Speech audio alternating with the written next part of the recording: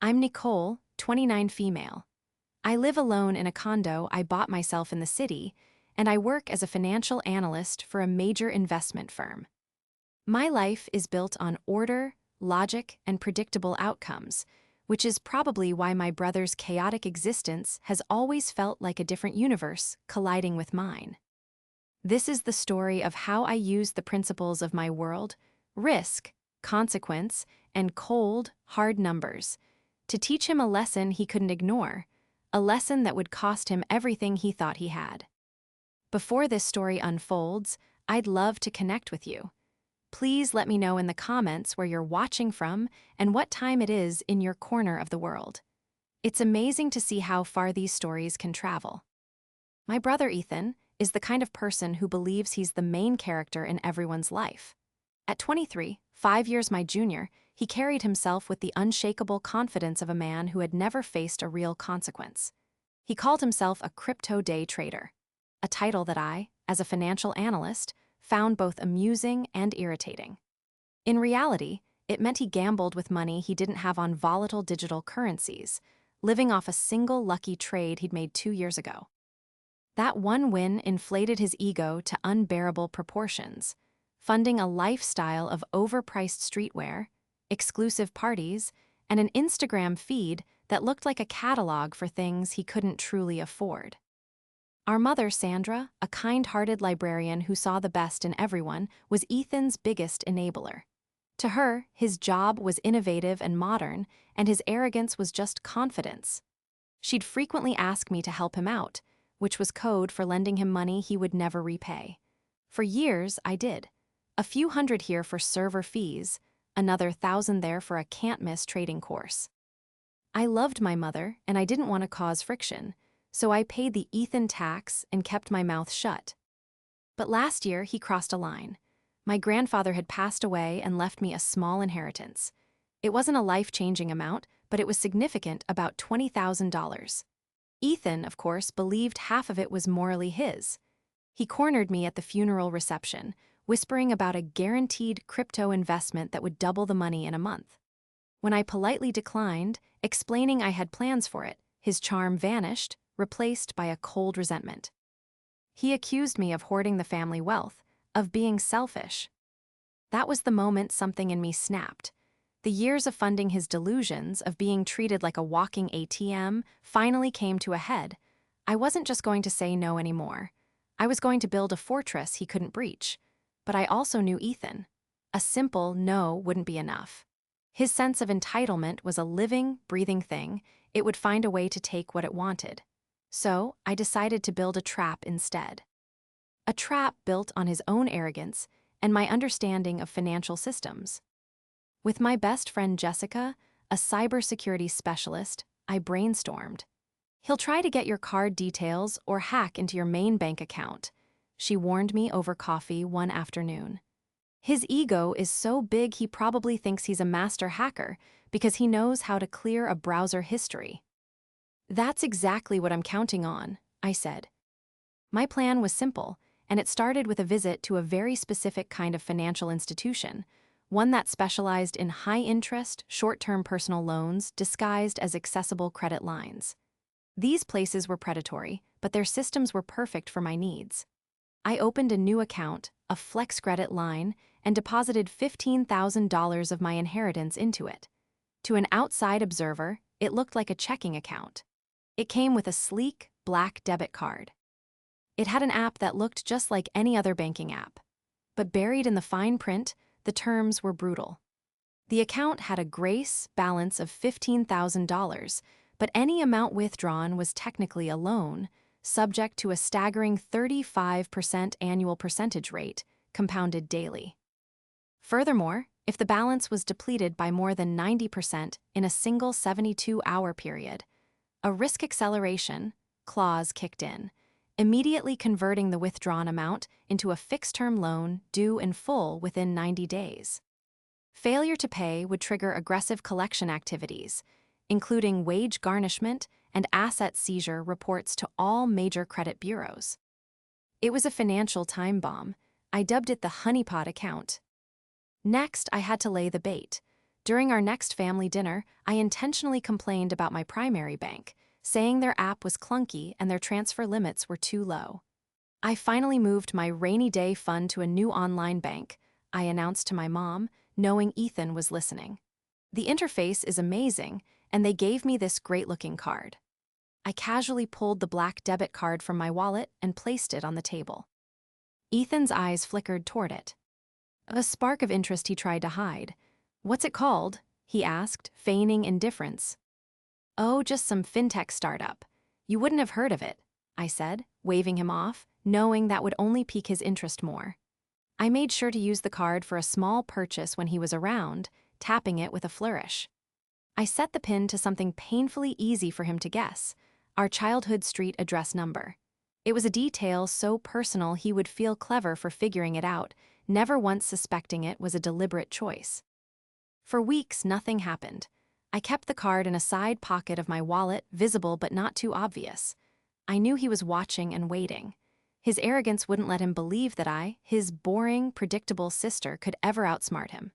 He saw the card not as my property, but as an extension of his own perceived birthright, a pool of money he was entitled to. He just needed the right opportunity to take it. I didn't know when or how he would strike, but I was certain he would. The trap was set. All I had to do was wait for the mouse to go for the cheese. The opportunity Ethan was waiting for came about a month later. Our cousin was getting married, and the whole family was invited. It was a weekend-long affair at a resort a few hours out of town. I knew Ethan wouldn't miss it. It was a prime stage for him to show off his imaginary success. I also knew it was the perfect scenario for the kind of accidental theft he specialized in. Crowds, distractions, and a shared family suite, it was an ideal hunting ground. On the Friday of the wedding weekend, I drove up with my mother. Ethan, in his typical fashion, arrived late in a rented sports car that probably cost more than his last 3 crypto wins combined. He swaggered into the resort lobby, sunglasses on, acting like he owned the place. "Nicole, Mom," he boomed, giving us air kisses. "Sorry I'm late, had to close a major position. You know how it is." I just smiled. "Of course, Ethan, we know." My plan for the weekend was to create plausible deniability for carelessness. I deliberately left my handbag on a chair in our shared family suite while we went down to the pool. The black debit card was in its usual spot in my wallet. I knew he'd snoop. It was in his nature. He couldn't resist the allure of a secret. That evening, at the rehearsal dinner, he was unusually charming. He bought a round of drinks for our table, regaling our relatives with exaggerated tales of his market genius. He kept glancing at me, a smug little glint in his eye. It was the look of a cat who had just cornered a canary. I felt a cold knot of certainty in my stomach. He'd taken the card. The bait was gone. The next morning, I made a show of panicking. "Oh my God," I said, rummaging through my purse with theatrical desperation. "I can't find my new debit card, the black one." My mother, Sandra, immediately went into concerned mom mode. "Honey, are you sure? Where did you last see it?" Ethan, sipping his coffee, looked up with performative sympathy. "That's rough, Nick. Did you check the car? Maybe you dropped it in the lobby. You should call and cancel it right away." It was a masterful performance. He was already building his defense, positioning himself as the helpful, concerned brother. "You're right," I said, pulling out my phone. "I'll call the bank and have them freeze it." Of course, I did no such thing.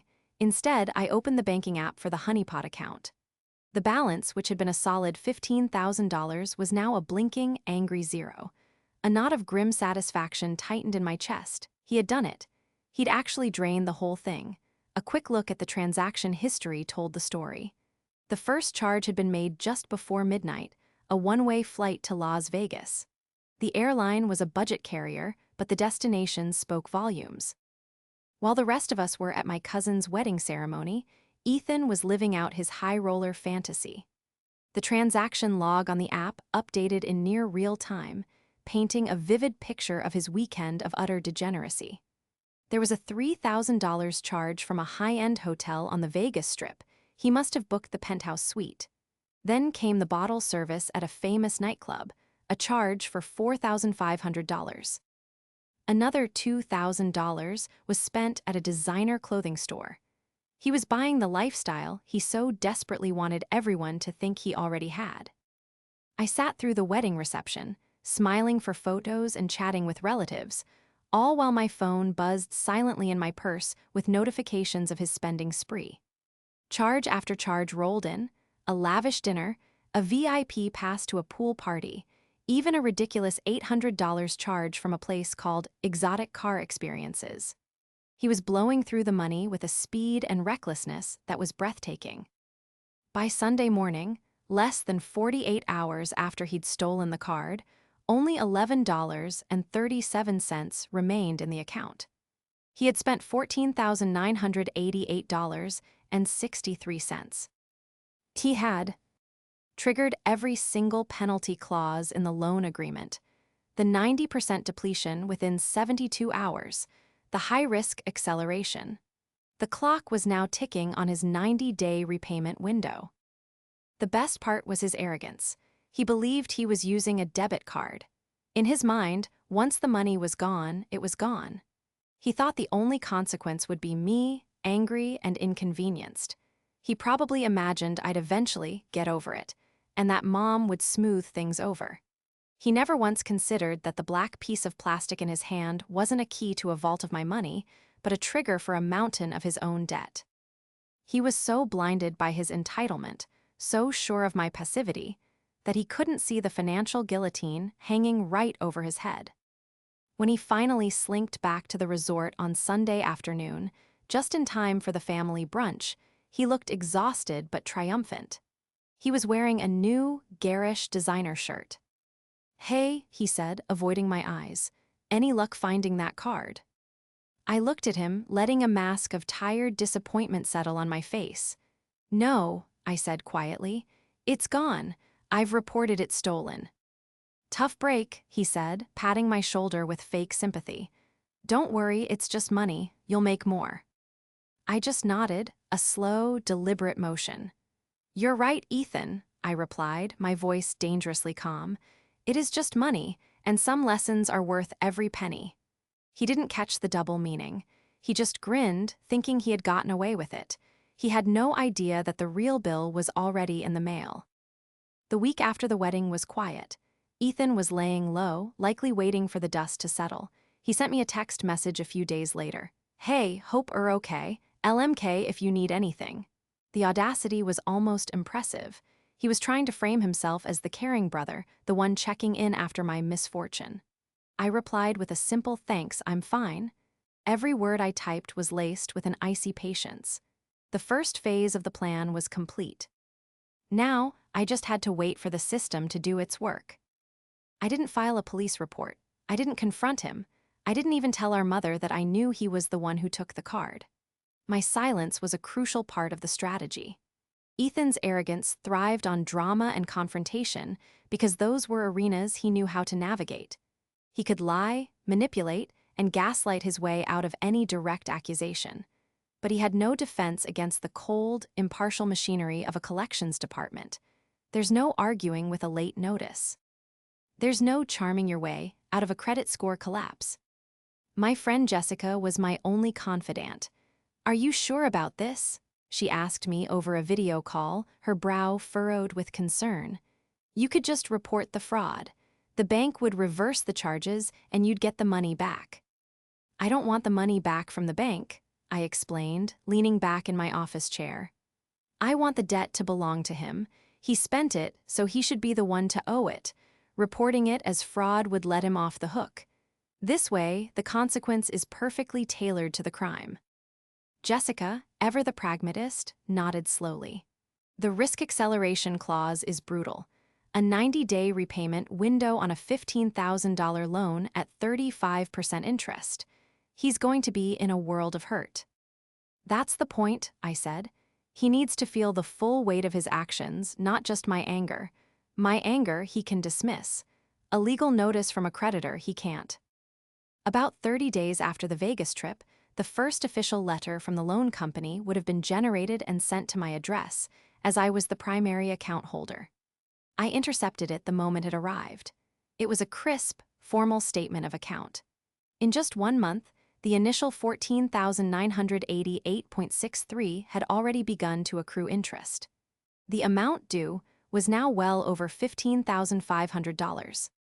The letter also formally stated that due to the terms of the agreement being breached, the full amount was due within 60 days.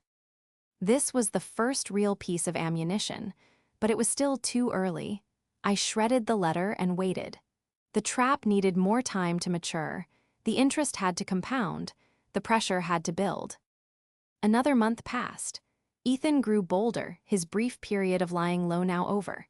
He started posting pictures from his Vegas trip on his Instagram, him posing by a ridiculously expensive car, holding a bottle of champagne in a nightclub, looking out over the city from a balcony. He tagged them with hashtags like grindset, cryptoking, and work hard, play harder. Each post was a slap in the face, a public declaration of his crime. He was flaunting the spoils of his theft, confident that he was untouchable. Each photo was a little piece of evidence, which I calmly saved to a secure folder on my computer. The second statement arrived exactly 30 days after the first. I retrieved it from my mailbox, my heart beating a little faster. The balance had ballooned. Again, thanks to the daily compounding interest, the total amount due had now climbed to over $16,000. The language in the letter was also more severe. It was a second notice, urgent action required. The 90-day clock was ticking down. Only 30 days remained. Now it was time to light the fuse. I couldn't just hand the bill to him. That would lead back to me. I had to make it seem like the company had tracked him down independently. This is where Jessica's expertise became invaluable. Loan companies use skip tracing services to find people who owe them money, she explained. They scour public records, social media, anything to find a current address or contact info. So how do we point them in his direction without it looking like it came from me? I asked. Easy, she said with a grin. We give them a little help. You're going to accidentally link him to the account. Following her instructions, I logged into the account's online portal. I went to the profile settings and added a secondary contact phone number to the account, Ethan's number. I also added a secondary mailing address, which was his apartment address. I didn't change my primary details, I just added his as an alternate. To the system, it would look like a routine data update, but to the collections algorithm, it was a fresh lead. It was like putting a giant, flashing neon sign over his apartment, saying the debtor is here. With his contact information now officially tied to the account, the next round of notices wouldn't be coming to me. They would be going directly to him. The polite letters would soon be replaced by aggressive phone calls, and the formal statements would become demands for payment. The shocking statement, when it finally reached him, wouldn't just be a piece of paper. It would be a declaration of war from a creditor he didn't even know he had. He thought he'd stolen from his sister. He was about to find out he'd stolen from a lender who had no mercy and a team of lawyers on retainer. His blissful ignorance was about to come to a very abrupt and brutal end. While I waited for the collections process to zero in on Ethan, I dedicated myself to building an airtight case. It wasn't just about the revenge anymore, it was about protecting myself. I knew that once Ethan was cornered, he would lash out. He would lie, deny, and try to blame me. He would probably even try to claim that I had given him the card, that the Vegas trip was a gift he'd misunderstood. My mother, with her endless capacity for forgiveness where Ethan was concerned, might even believe him. I needed irrefutable proof, a file so detailed and damning that it would leave no room for argument. This was where Jessica's skills as a cybersecurity specialist were my secret weapon. We met in her apartment, which was a minimalist space dominated by multiple large monitors displaying lines of code. It felt like a command center. Okay, she said, cracking her knuckles. Let's follow the trail of your brother's massive ego. Our first stop was his social media. Ethan wasn't just posting photos, he was geotagging them, time-stamping his every move. It was a digital diary of his crime. We cross-referenced every single charge on the Honeypot account's transaction log with his Instagram and Facebook posts. The $3,000 charge from the Aria Sky Suites in Las Vegas, it matched perfectly with a photo he posted of himself on a lavish hotel balcony, champagne flute in hand, captioned "Views from the top." Vegas. The timestamp on the photo was just 2 hours after the charge was processed. The $4,500 bill from OMNIA nightclub. We found a video on his Instagram story of him at a VIP table, surrounded by bottles of premium vodka, with the club's logo pulsating on the screens behind him. He had even tagged the club in the post. We went down the list, one by one. The designer store charge corresponded with a selfie of him wearing the new, ugly shirt he'd worn to the family brunch. The exotic car rental charge was corroborated by a series of photos of him posing against a bright red Ferrari, with the rental company's decal subtly visible on the windshield. He had literally documented his entire crime spree and broadcasted it to the world. He was so arrogant, so convinced of his own untouchability, that he never once thought his online bragging could be used as evidence against him. We saved every post, every story, every screenshot, and organized them into a timeline that aligned perfectly with the bank statement. "This is almost too easy," Jessica murmured, shaking her head as she saved another image. "It's like he wanted to get caught." "He didn't think there was anything to get caught for," I replied. "In his mind, it was my money, my problem. He was just the beneficiary." But the social media posts were just the beginning. I needed to prove he was the one in possession of the physical card. The loan company's records showed the card was used for a flight. Booking, I called the budget airline's customer service line. Posing as a personal assistant, I claimed I needed to confirm the details of my boss's recent flight for expense reporting. "I just need to confirm the passenger name on a booking made on this date, from this city, charged to this card number," I said, my voice crisp and professional. After a brief hold, the customer service agent confirmed it. "Yes, I have that booking here. The passenger's name is Ethan, our last name." "Thank you, that's all I needed," I said, trying to keep the triumph out of my voice. I asked her to email me a confirmation receipt for my records. She did. It was another piece of the puzzle, a direct link between his name and the use of the stolen card. The final piece was the most crucial. I needed to create a clear narrative for our mother. I knew she would be the hardest to convince.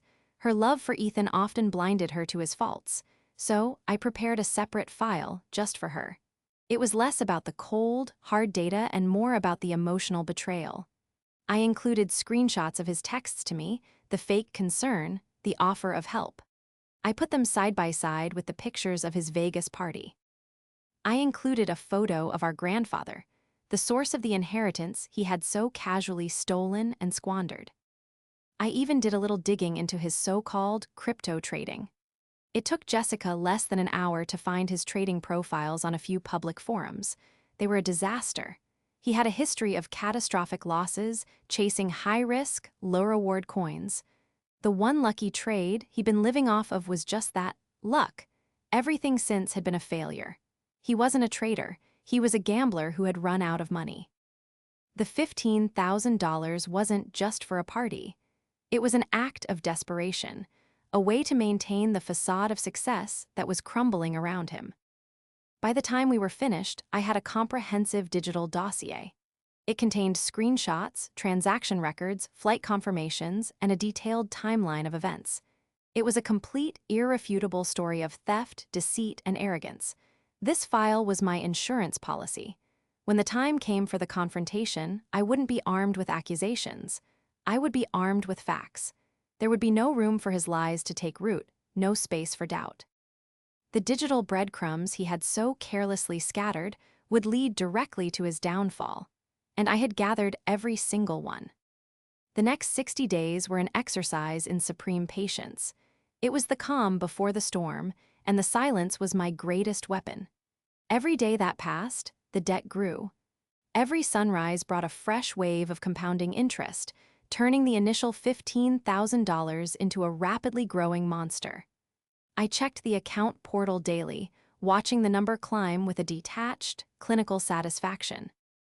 It passed $16,000, then $16,500, then edged towards $17,000. It was like watching a predator stalk its prey, slowly and deliberately closing the distance. During this time, I saw Ethan a few times at family gatherings. He was back to his old self, perhaps even more smug than before. He had gotten away with it, or so he thought. He treated me with a kind of patronizing pity, as if I were a fragile thing that needed protecting after my loss. "You should be more careful with your things, Nicole," he said to me once, shaking his head with mock gravity. "The world is full of bad people." I just looked at him and smiled a thin, knowing smile. "You have no idea," I replied. My mother, sensing the new chill between us, tried to intervene. "You two have been so distant lately," she said to me one afternoon. "Is everything all right? Ethan is worried about you." "I'm fine, Mom," I said, keeping my voice even, "just busy with work." I couldn't tell her the truth yet. It would be my word against his, and she would be caught in the middle, trying to broker a peace that was impossible. I had to wait until I had the leverage of the collections department on my side. The truth would be far more powerful coming from a third party. Meanwhile, the system I had set in motion was working perfectly. After I added Ethan's contact information to the account, the communications from the loan company shifted.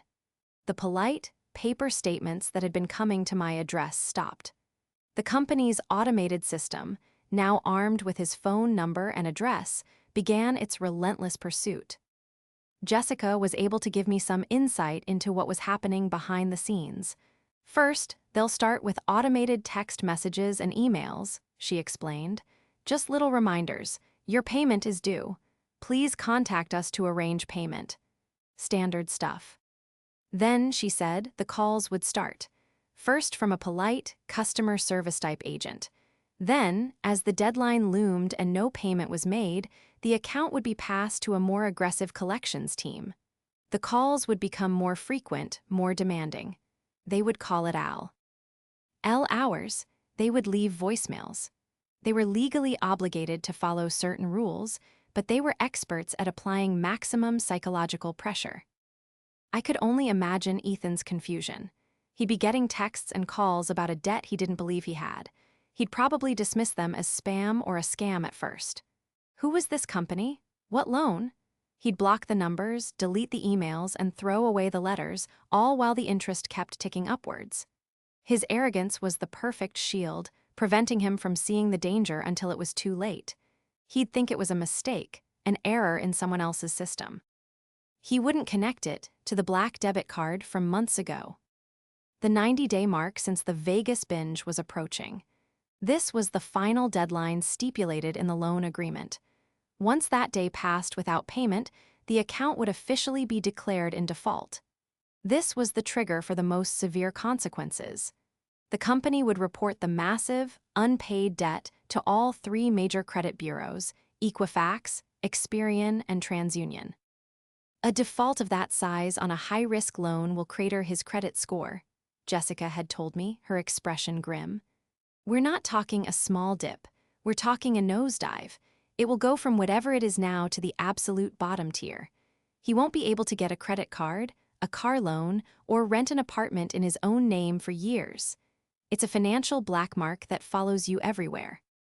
And that wasn't all. The default would also authorize the company to begin legal collections, which could eventually lead to wage garnishment or a lien on any assets he might have. Of course, I knew he had very few real assets. The fancy car was rented, and his apartment was a rental he was likely struggling to afford. But the credit destruction was the real punishment. It would shatter the illusion of success he had built his entire identity around. How could he be a crypto-king when he couldn't even get approved for a department store credit card? The day before the 90-day deadline, I logged into the portal one last time. The final balance was staggering. With interest and late fees now piled on, the initial $15,000 debt had metastasized to nearly $18,000. Tomorrow, it would be official. The trap I had laid 3 months ago was about to spring, and the silence I had maintained was about to be broken by the deafening crash of Ethan's financial ruin. I took a screenshot of the final balance, added it to my evidence folder, and closed my laptop. There was nothing left to do but wait for the knock on his door. The day the loan defaulted was a Thursday. I went to work as usual, my focus sharp, my demeanor calm, but underneath the surface there was a thrum of anticipation. The final phase had begun. The knock on the door wasn't literal, not at first. It started with a phone call to my mother. She called me around noon, her voice tight with confusion and worry. "Nicole, I just had the strangest call," she began. "A man from some company called Apex Financial Solutions called my house looking for Ethan. He said it was an urgent business matter." "Apex Financial?" I asked, feigning ignorance. "I've never heard of them. What did they want?" "He was very aggressive," my mother said, her voice trembling slightly. "He said Ethan had a defaulted loan and that they needed to speak with him immediately. I told him he must have the wrong number, that Ethan is very responsible with his finances." I had to suppress a bitter laugh. Responsible. "But the man insisted," she continued. "He said the debt was substantial and that if they couldn't reach him, they would have to pursue further action." "Nicole, what's going on? Is Ethan in some kind of trouble?" Here it was, the moment I had been waiting for. It was time to plant the first seed of doubt. "I don't know, Mom," I said, my voice carefully measured to sound concerned but not accusatory. "Ethan hasn't mentioned anything to me, but do you remember that black debit card I lost at the wedding?" There was a pause on the other end of the line. "Yes," she said slowly. "What about it?" "I never told you this, but it wasn't a normal debit card," I explained. "It was tied to a special line of credit. I'm just worried. What if someone found it and used it? A debt that large, it sounds like the amount that was on that card." I could hear the gears turning in her head. I wasn't accusing Ethan directly. I was presenting a scenario, allowing her to connect the dots herself. Her maternal instinct to protect him was at war with the cold, hard logic of the situation. "Oh no," she whispered. "You don't think?" "I don't know what to think, Mom. I just have a bad feeling." The real explosion came that evening. My phone rang, and it was Ethan. He wasn't smug or charming. His voice was a raw blend of panic and fury. "Nicole, what did you do?" He screamed into the phone without even a hello. "I have no idea why." "We're talking about Ethan," I said calmly. "Don't play dumb with me," he yelled. "I've been getting calls all day. Some loan company is saying I owe them $18,000. They knew my address, they knew my phone number. They sent a process server to my apartment. There was a man at my door with a legal notice. This has something to do with you, I know it." A process server. They had moved faster than I'd anticipated. The legal notice of default and intent to sue had been delivered directly to his hand. The reality of the situation was no longer something he could ignore. "A loan?" I asked, my voice dripping with false innocence. "Ethan, what are you talking about? Did you take out a loan?" "No, I didn't take out any loan. They said it's from a company called Apex. It's connected to a debit card. Your debit card, the one you lost." He spat the word lost like it was poison. "My card," I said, letting a note of dawning horror enter my voice. "Ethan, did you find my card? Did you use it?" No, of course not," he stammered, his bravado finally cracking. He was cornered, and his only instinct was to lie. This was the moment to deploy the evidence. "That's strange, Ethan," I said, my voice turning from concern to ice cold. "Because I have a flight confirmation for a one-way ticket to Las Vegas, purchased with that card's number under your name. I also have about 50 geotagged photos from your Instagram account of a weekend you spent there, a weekend you paid for with money that wasn't yours. A weekend that, coincidentally, cost almost exactly the amount this loan company says you now owe." There was dead silence on the other end of the line. I could almost hear his mind racing, the lies falling apart, the walls closing in. "And now," I continued, my voice low and steady. You have a problem. You see, when you stole that card, you didn't steal my savings. You unknowingly signed a contract for a high-interest personal loan. You spent their money, not mine. And companies like Apex Financial, they don't forgive. They don't forget. They collect. You set me up, he whispered, his voice hoarse with disbelief. You did this to me on purpose. No, Ethan, I corrected him. You did this to yourself. I just built the system that allowed your own greed and arrogance to deliver the consequences you deserve. You thought you were stealing from your sister. You thought you'd get away with it. You were too arrogant to ever consider that I could be smarter than you. That was your mistake. He started to sputter, to threaten, to blame, but his words had no power anymore. The smug crypto king was gone, replaced by a terrified young man staring into a financial abyss of his own making. What am I supposed to do? He finally asked, his voice small and broken. I don't have that kind of money. That sounds like a personal problem, I said, and for the first time in my life, I felt no sympathy for him whatsoever. You should have thought of that before you booked your flight to Vegas. Don't call me again. I hung up the phone. The confrontation was over. The silence that filled my apartment wasn't empty. It was filled with a profound sense of justice. The knock on the door had come and gone, and it had delivered not just a legal notice, but a long overdue reality check. The aftermath was exactly as chaotic and satisfying as I had imagined. Ethan, in a state of sheer panic, did the only thing he could think of. He ran to our mother. He showed up at her house that night, brandishing the legal notice from Apex Financial, and spun a wild, desperate tale. He claimed I had tricked him. He said I'd given him the card as a gift for a celebratory trip, encouraging him to have fun. He painted me as a cruel, manipulative monster who had lured him into a financial trap out of jealousy for his success. For a moment, it almost worked. My mother called me, crying, confused, and wanting to believe her son. Nicole, he's a mess. He said this is all a misunderstanding, that you set him up. This was the moment my evidence folder became critical. Mom, I said calmly, I'm on my way over, and I'm bringing proof. I arrived at my mother's house 20 minutes later. Ethan was there, pacing in the living room, his face pale and tear-streaked. He shot me a look of pure hatred. I ignored him and sat down at the dining room table with my laptop. Mom, I began, my voice steady. I'm going to show you something, and I need you to look at it objectively. I opened the folder. First, I showed her the transaction history from the honeypot account, a detailed list of every dollar he spent. Then, I opened the folder of his social media posts, putting them side by side with the charges. The hotel suite, the nightclub, the designer clothes, the rented Ferrari, all there, in full color, posted by his own hand. He told you I gave him this money for a trip, I said, looking my mother in the eye. If that were true, why did my panic about my lost card at the wedding seem so real to you? Why did he lie to my face about it? Why did he send me texts pretending to be concerned? I showed her the flight confirmation in his name. I showed her the screenshots of his desperate financial situation on the crypto forums, proving this wasn't a celebration, but a bailout. Ethan tried to object, to interrupt.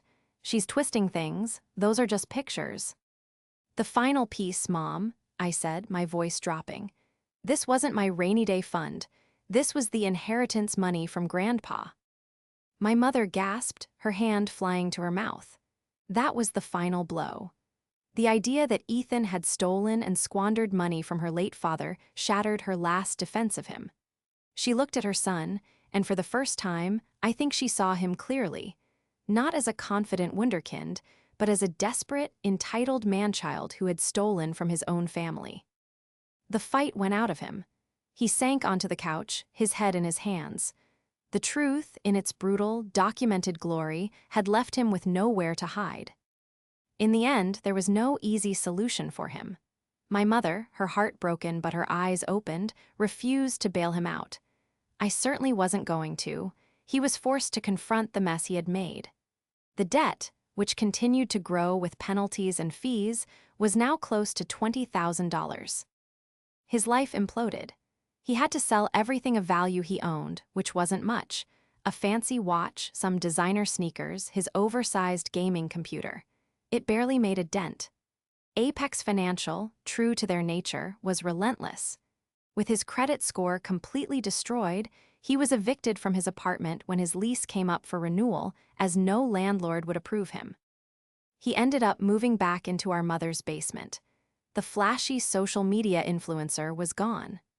The crypto king was dethroned. He had to get a real job, working nights at a warehouse, just to begin making the minimum payments to the loan company. Every paycheck, a significant portion was garnished, a constant reminder of his weekend of foolishness. Our relationship is, for all intents and purposes, over.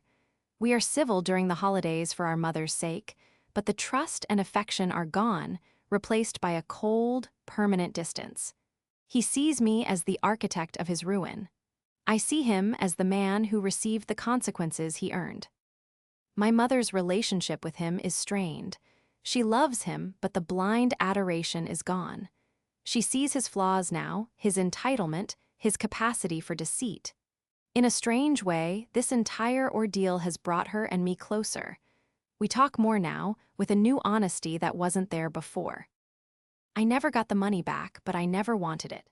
The $15,000 was the price of a lesson, not just for him, but for me, too. I learned that sometimes, enabling someone you love isn't an act of kindness, it's a barrier to their growth. And I learned that the best way to deal with a person who respects nothing is to trap them in a system of consequences they cannot escape. He thought he was playing a game he could win, but he never realized I was the one who had written the rules. And in the end, the price of his arrogance was everything he owned.